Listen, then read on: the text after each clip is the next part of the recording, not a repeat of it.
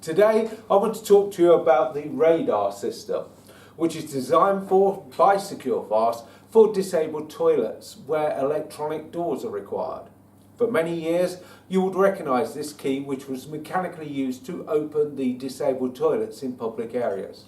But as standards have moved on, it's become much more of a requirement for the doors to be automatically opened.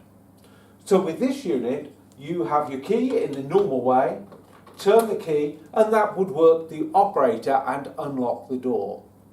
Once a person enters into the toilet, they press the lock button, which will lock the door and stop the operator from working.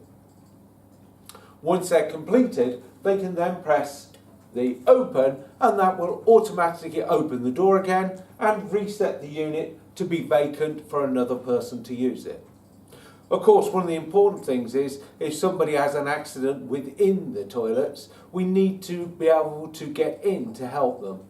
So in that way, we have a pull cord, as is standard in a disabled toilet, that will release the door but not operate the automatic door, because you don't want the door opening if somebody's laying on the floor. The unit comes complete with the electromagnet, so everything is in the pack to work for the disabled person.